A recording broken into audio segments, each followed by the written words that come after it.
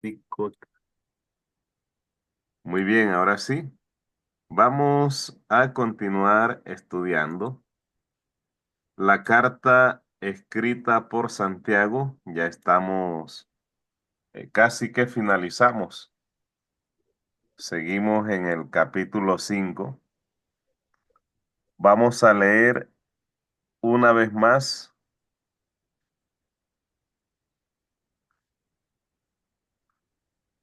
Santiago 5:16.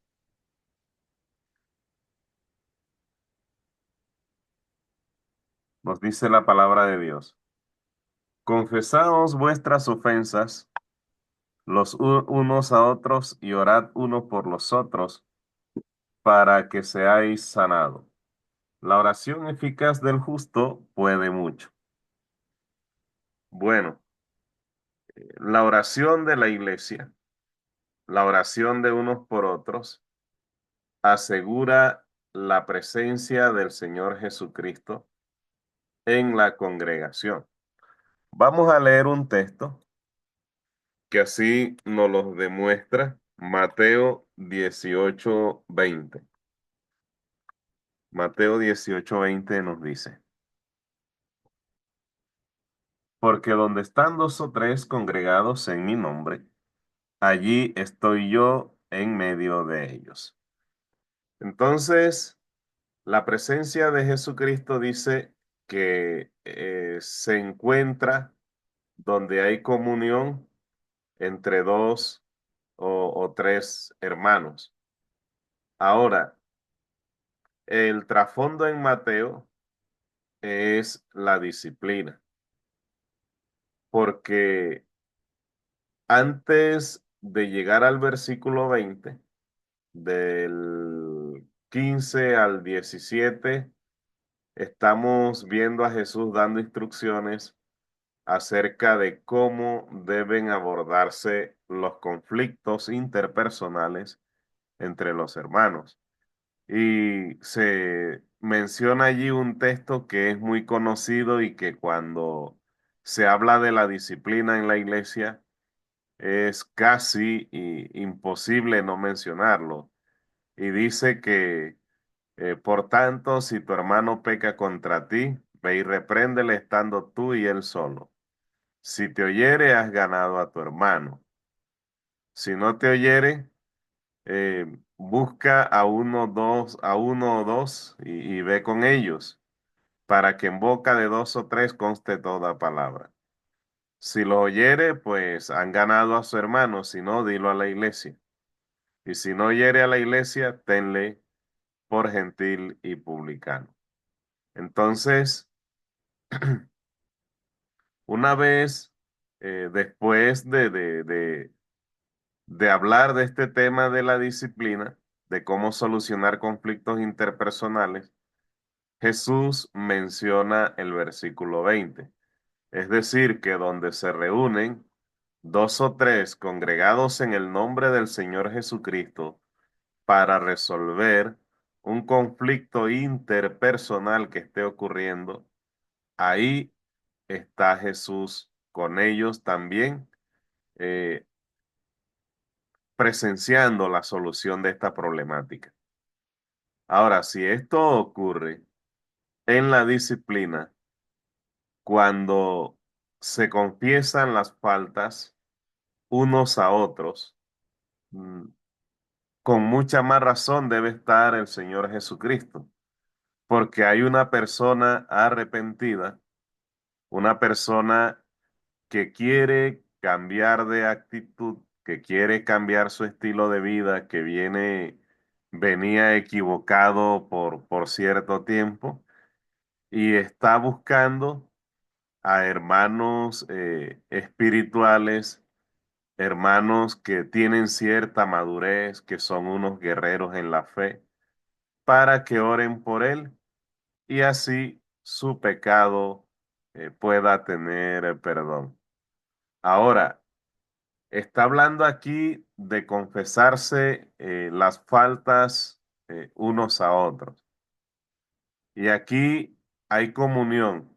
Cuando el texto de los hechos, yo siempre he dicho esto, cuando en el texto de los Hechos dice que tenían todas las cosas en común, yo pienso que ese todo encierra todo. Es decir, de pronto un hermano podía hablar con otro y confesarle las falencias que tenía y tal vez le pedía consejo o que le ayudara en oración. Esto hace que la iglesia sea una organización espiritual conformada por seres humanos que se desaniman, seres humanos que se entristecen, seres humanos que llevan el peso del pecado y Cristo les está pidiendo que deleguen todas esas cargas en Él, seres humanos que de pronto no necesariamente arrastran el peso del pecado, sino que hay otros pesos. Por eso el texto en Hebreos dice 12:1, 2 en adelante. Una de las cosas que dice es que hay que despojarse de todo peso y del pecado. El pecado por sí es un peso, pero hay otros pesos también que están en la vida de una persona.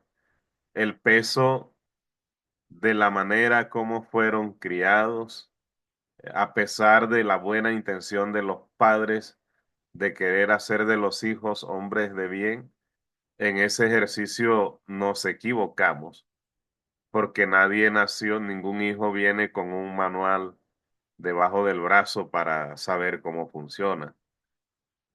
Un computador viene con su manual y cualquier aparato de este tiempo viene con su manual, pero un hijo que no es un aparato, que es un ser humano, no viene con ese manual. Entonces, son distintos pesos y estoy seguro que esta comunión existía en la congregación. Entonces, es una organización especial conformada por seres humanos que se equivocan, pero que ante Dios todos son iguales. No hay personas privilegiadas, sino que todos son iguales. Los que tienen el don no lo usan para enseñorearse de la iglesia, sino que lo usan para servir. Hay predicadores que les gusta estar en las grandes ciudades, donde pueden ir a parques de diversiones, a centros comerciales, donde tienen toda la tecnología a la mano, pero a veces no les gusta eh, meter el pie en el barro a la hora de evangelizar. No van a ir a un lugar que cuando llueve es cenagoso, está lleno de lodo porque no quieren. Y son personas que creen que son los dueños de la iglesia y que ellos tienen que conocer la vida privada de todos los hermanos. Y a veces por querer saber y querer ser policía de cada uno, se olvidan de aspectos importantes como el evangelismo y otros frentes de trabajos en los cuales hay que trabajar dentro de la congregación. Ahora, la confesión de pecado da por sentado que ya se le ha confesado a Dios, porque una persona que no confiesa su pecado a Dios, estoy seguro que no se lo va a confesar a un hermano. Y esto, si no le confesamos el pecado a Dios, es, Dios no lo va a perdonar. Vamos a Primera de Juan, capítulo 5, versículo 16. Vamos a ver qué nos dice la palabra ahí. Si alguno viere a su hermano cometer pecado que no sea de muerte, pedirá a Dios y le dará vida. Esto es para los que cometen pecados que no sea de muerte. Hay pecados de muerte por el cual yo no digo que se pida. Algunos dicen que el pecado de muerte puede ser la blasfemia contra el Espíritu Santo. Bueno, en este caso, eso no es el análisis porque eso merece un análisis más profundo, lo de la blasfemia contra el Espíritu Santo. Pero hay pecados que el ser humano no está dispuesto a confesar. De hecho, todo es un pensamiento que yo tengo y es posible que usted no esté de acuerdo con este pensamiento, no está obligado a obedecerlo. No me gusta imponer mis pensamientos, sino lo que dice la Biblia. Voy a manifestar esto y puede usted estar o no estar de acuerdo. Pero en mi caso, yo pienso que todos los pecados son de muerte, porque eso nos los enseña Romanos 6:23. Porque la paga del pecado es muerte, mas la dádiva de Dios es vida eterna en Cristo Jesús, Señor nuestro. Cuando pecamos, morimos espiritualmente, pero cuando confesamos nuestro pecado, nos dice la palabra que Dios es fiel y justo para perdonarnos, y la sangre de Jesucristo, su Hijo, nos limpia de toda maldad. Entonces, cuando una persona que ha fallado recibe vida, cuando confiesa su pecado y está dispuesto a dejarse transformar por Dios. Cuando el pecado es de muerte, cuando la persona no recibe vida, cuando voluntariamente decide no cambiar su vida, cuando voluntariamente no decide o decide no decide seguir pecando. Entonces esta persona en la oración le puede pedir perdón a Dios por todo, menos por el pecado que está cometiendo, porque es consciente que lo está cometiendo, porque no quiere que ni siquiera le mencionen el hecho, entonces ese pecado se vuelve de muerte. Y nos dice el apóstol aquí que él no recomienda que se pida por este pecado, porque la persona no está dispuesta a abandonar esa práctica. Eso depende exclusivamente de él. Eso ya no depende de Dios. Hay pecados en los cuales eh, sí depende de Dios, donde se siente que hay una fuerza superior a la persona que se siente eh, con impotencia para poder vencer esto. Puede ser el caso de un adicto al alcohol, de un adicto a la drogadicción. Son personas que están dominados por esto. Es probable que estén dominados por esto y les cuesta dejar la práctica. Yo por una persona así falle 1000 veces, yo oraría. Pero no podemos negar también que existen personas que no están dispuestas a cambiar y es algo que viene de ellos ya. Es posible que estemos hablando en este caso de una persona con la conciencia cauterizada.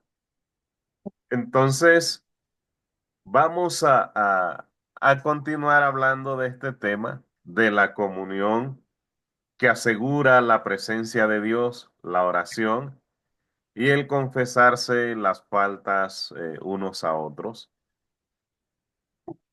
Vemos que aquí el anciano, porque en el verso 14 dice que está alguno enfermo, llame a los ancianos para que oren por él, ungiéndole con aceite. Esa parte fue analizada y era parte de la tarea de los ancianos, orar por los enfermos. Pero fíjese que en el verso 16 no dice que hay que confesarse las faltas unos a otros. Perdón, no dice que hay que confesarle los pecados a una sola persona, el líder de la iglesia en este caso. No dice eso, sino unos a otros. ¿Por qué? Porque en la iglesia todos estamos en igualdad de condiciones. El Espíritu Santo le fue dado al anciano, el Espíritu Santo le fue dado al diácono, el Espíritu Santo le fue dado al maestro, predicador de la palabra. Todos hemos recibido el Espíritu Santo, tenemos distintos dones, pero somos capaces de discernir la palabra. Sin embargo, yo recomiendo que esto de confesar, a veces la confianza nos hace acercar más a unas personas más que a otras.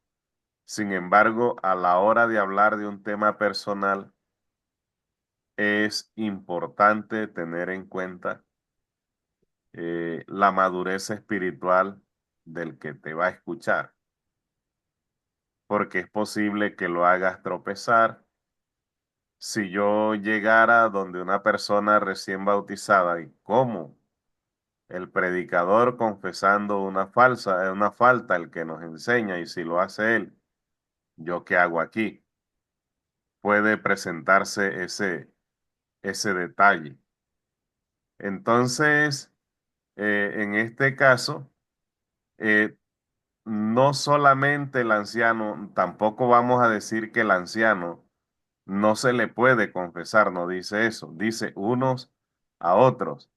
Allí incluye a la persona que va y escucha la palabra, la persona que tiene cierta madurez espiritual, el anciano, el predicador, tanto como el que no lo es, o como el que desempeña un ministerio distinto al de la predicación.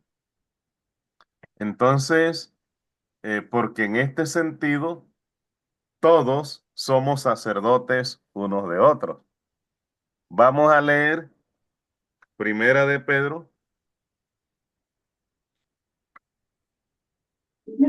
Hasta 2:9. me baja del tiempo y dice que lo único, ¿verdad? Primera de Pedro, capítulo 2, versículo 9. Un momentico, nos dice la palabra. Un momentico acá.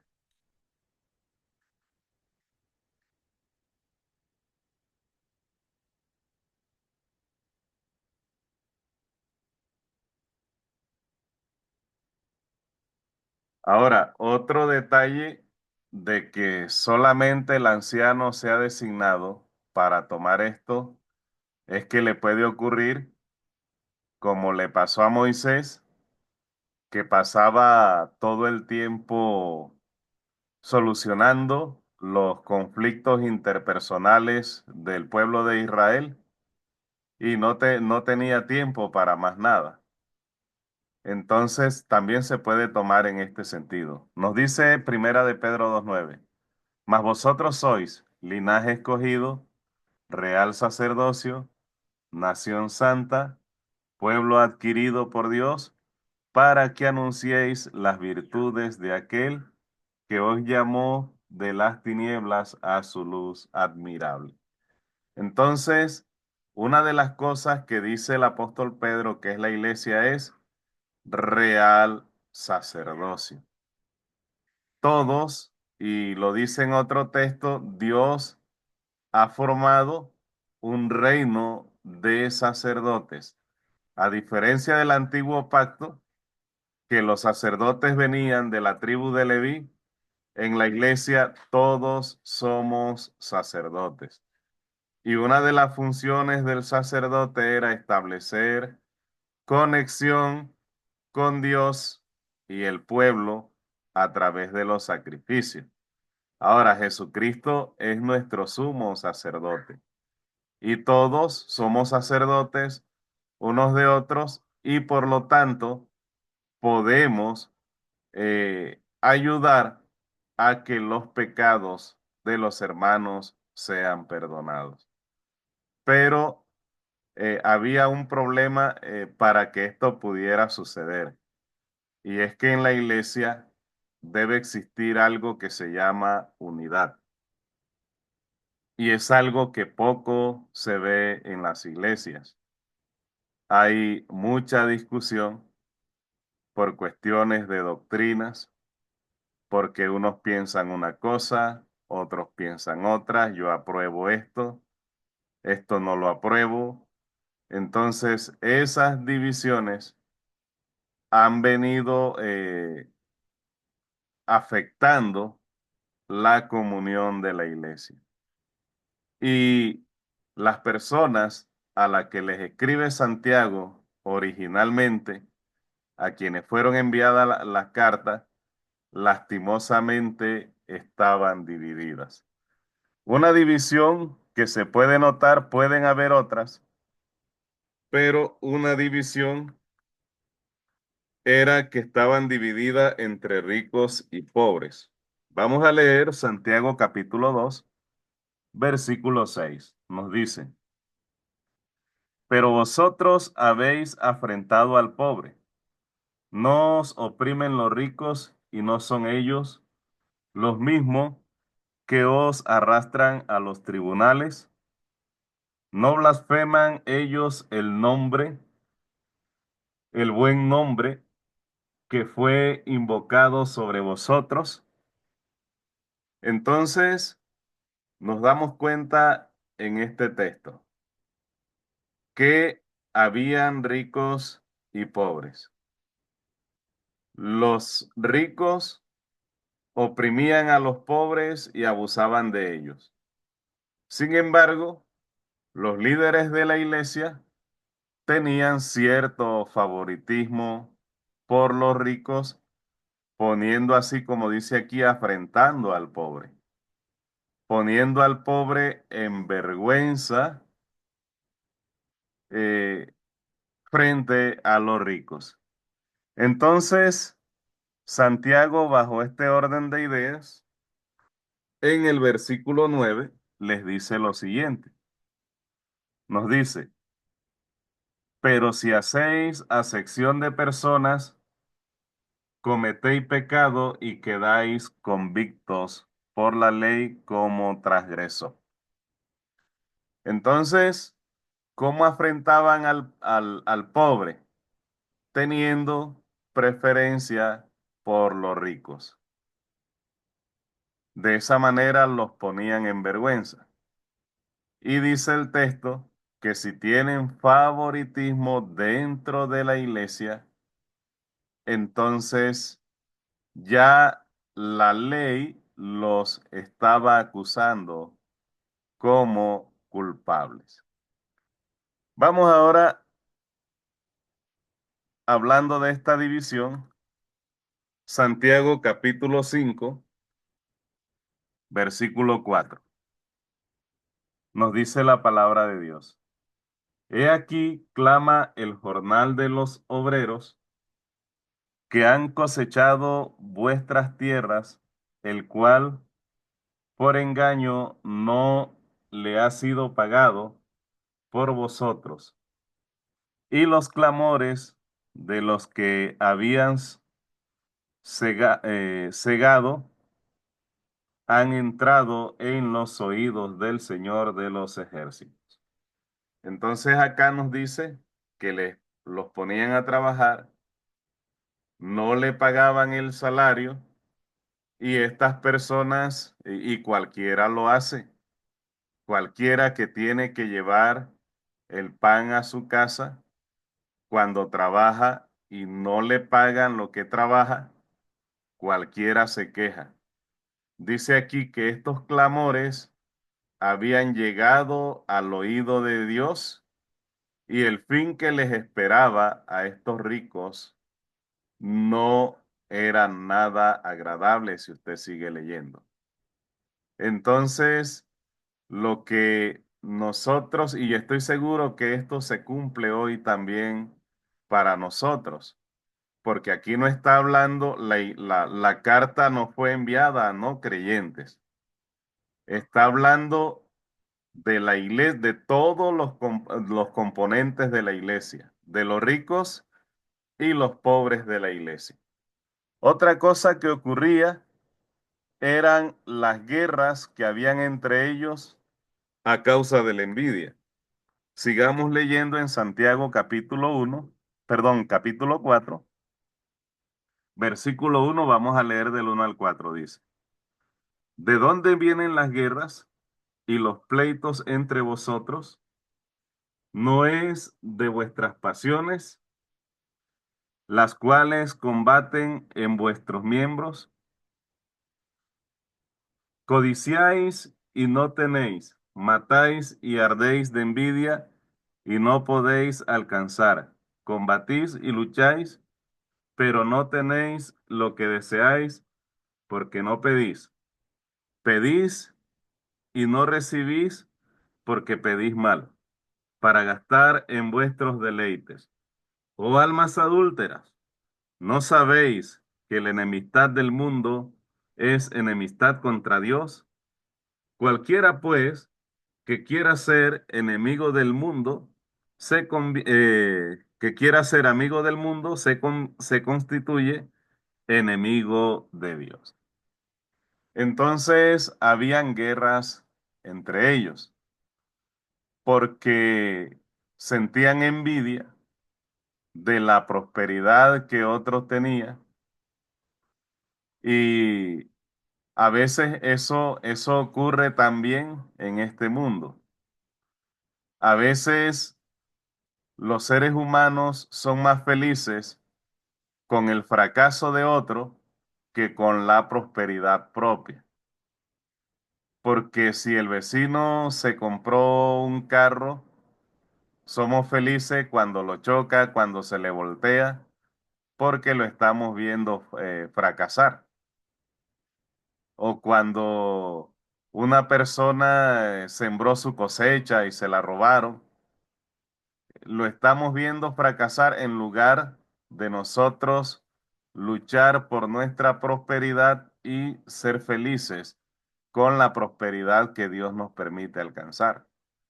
Y esto estaba ocurriendo entre ellos. Ocurría también que trataban de quitarle lo que esa persona tenía, no podían, y dice que no tenían porque no le pedían a Dios. Y cuando le pedían a Dios, pedían con mala intención. No pedían con propósitos espirituales. Y estas cosas son cosas que también hace un no creyente. Y los que eran llamados a marcar la diferencia en ese mundo, en ese entorno donde se encontraban, estaban siendo más bien piedras de tropiezo para aquellos que podían o querían entrar en la congregación. Entonces, hay otras cosas que estaban ocurriendo, pero una iglesia donde hay divisiones entre ricos y pobres, donde se tiene preferencia por los ricos, una iglesia donde hay guerras, donde se degrada al otro con la lengua, porque el capítulo 3 hace mención especial de esto, es una iglesia que no está unida. ¿Cuál es la iglesia donde hay verdadera comunión? Es una iglesia donde existe respeto por todos los componentes de esa congregación, de esa organización especial, porque es espiritual, porque el Espíritu Santo está presente en todos los miembros de la iglesia, son capaces de orar unos por otros cuando alguien está fallando. Lógicamente, si no comete, como dice Juan, el pecado que es de muerte, ya haciendo claridad que todos los pecados son de muertes y que solo se recibe vida cuando la persona se arrepiente y está dispuesta a seguir adelante, perseverando en los caminos. Entonces, cuando existe ese respeto por todos los miembros de la iglesia, por todos los componentes, cuando hay cierta tolerancia y podemos sobrellevarnos unos a otros, levantar a el alma que ha caído. Entonces, ahí cuando se ora y cuando eh, la persona puede confesar sus faltas sin temor a que va a ser la comidilla de la iglesia, porque la persona con quien habló es una persona digna de confianza. Entonces, esto es lo que se llama verdadera comunión. Jesús nos enseñó algo en Mateo 5:44. Mateo 5:44 nos dice, pero yo os digo, amad a vuestros enemigos, bendecid a los que os maldicen, haced bien a los que os aborrecen y orad por los que os ultrajan y os persiguen.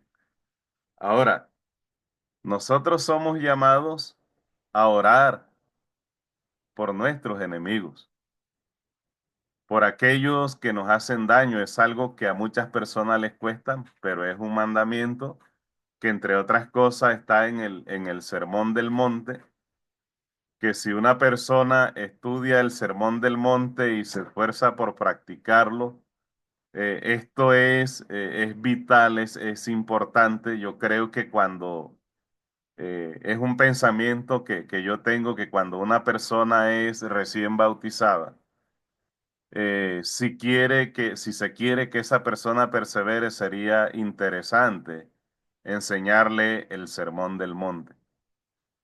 Porque si usted estudia todas las cartas, están basadas, inspiradas o tienen alguna relación con el Sermón del Monte. Las cartas de Pablo y de todos los otros hombres inspirados por el Espíritu Santo.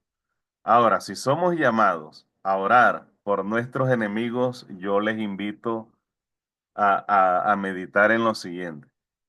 Si somos llamados a orar por nuestros enemigos, ¿cuánto mucho más debemos ser llamados a orar por un hermano que quiere reivindicarse con Dios, que ha fallado y quiere seguir adelante? Creo que la responsabilidad es mucho mayor porque hace parte del miembro de Cristo. Y a nosotros debiera dolernos cuando una persona se va o, o de pronto una persona está a punto de irse, no quiere seguir luchando, debiera dolernos. Y a veces parece que no nos doliera. A veces parece que más bien nos alegrara esta situación.